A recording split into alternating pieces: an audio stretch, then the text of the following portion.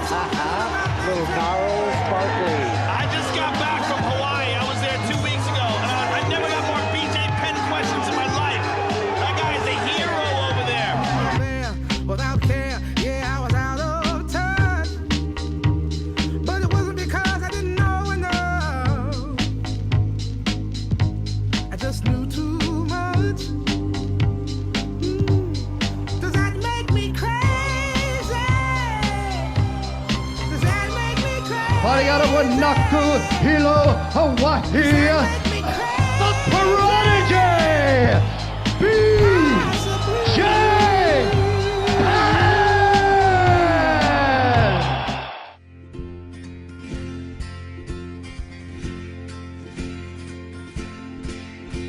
E ho maka ko ika a avina e kia ia e ho pili mai e ke manava peku kako e mana mamako oh ai ki kasa ai na na imua.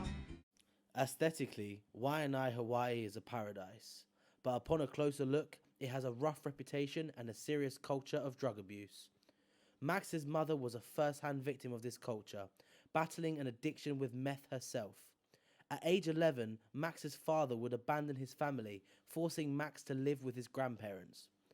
Hearing about a local kickboxing event, Max, having had only 3 days kickboxing experience, decided it would be a good way to go to the event and skip having to pay the £30 entrance fee. Well, the gamble worked, and the young Max fought and won his first ever bout. The rush of a win was all Max needed to inspire him to pave his future as a fighter, and so he refused to be a stereotypical, unmotivated and uninspired teen in Waianae and decided to pursue a chance to be great. Max's amateur career is unclear and for some reason is undocumented, but it is rumoured that he had won most of his bouts. But in MMA, similar to boxing, amateur records are irrelevant when it comes to the pros.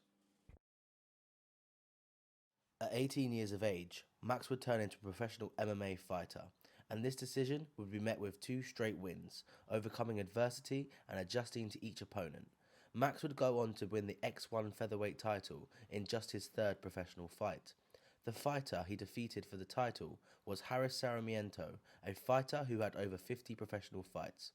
This impressive victory boosted Max's confidence and gave him mass exposure in the MMA world, even so much so that the young Hawaiian was being compared to Anthony Showtime Pettis. Anthony, famous for his viral Showtime kick, was an excellent fighter at the time and would go on to be the UFC lightweight champion.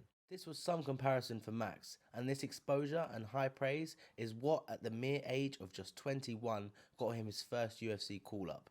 The best day of his life, because just 4 hours after this, his son, Rush, was born. More about Rush later. Max's UFC career started off on a positive, with a win over Eddie Rincon. In his second bout, he would lose to an up-and-coming Dustin Poirier via submission. In this defeat, we see one of Max's best qualities, the ability to adjust. This loss via submission was the first and last time he was submitted. Despite losing to Poirier, Max would go on to win the next 3 bouts consecutively, until he came up against Dennis Bermudez. Many fans would dispute this loss, and many would say that Max actually won. Up next was a name we have all heard of, a certain on-form Irishman on a 9-fight win streak, Conor McGregor. This loss to McGregor inspired Max to modify his MMA skills, to improve everything he did well and to learn from the things he had not yet grasped. He trained like never before. The UFC now faced a dilemma.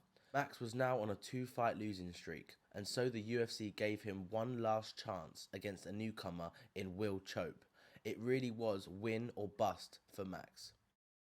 Couple bombs, couple hooks, and one of them landed clean and he just fell down and the fight was over. With an emphatic win, Max blessed Holloway would now embark on an incredible, record-breaking 13-fight win streak, the 3rd longest streak in UFC history, behind only John Jones and the greatest of all time, Anderson Silva.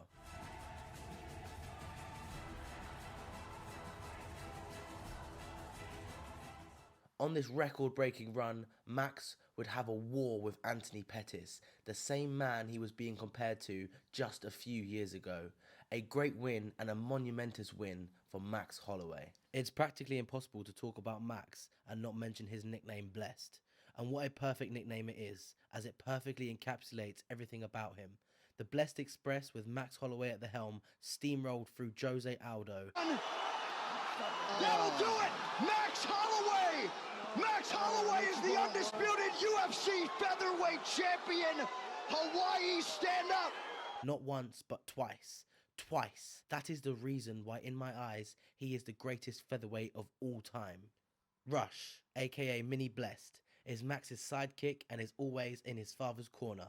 The two have an unbreakable bond, and Rush inspires Max to be the best he can be. After an absolute war against Brian Ortega and one of the best fight performances in the history of the UFC, Max was offered a giant fight against Khabib Nurmagomedov on 6 days' notice. What a warrior to even accept the challenge. All was not as it seemed. Max had fought so many wars that he had sustained injuries and had to pull out of the fight, and also apparently on fight week had suffered a concussion. His chance against Khabib came and went.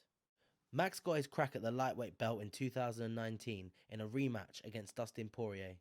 And what a war it was. Unfortunately for Max, fighting at a new weight class was outpointed by a sharp and robust Poirier. Holloway's final successful defense of his title was an impressive victory and an excellent well-rounded MMA display against Frankie Edgar. Then Max faced Alexander Volkanovski. Max was pipped to a decision by Volkanovski, who fought impressively against Max. On Fight Island, the two battled it out in a rematch. However, the judges decided to ruin Max's strike-perfect display and voted in favour of the new champion Volkanovski. Max Holloway came from nothing. His fight style of adjusting and pressuring is the perfect reflection of his difficult upbringing.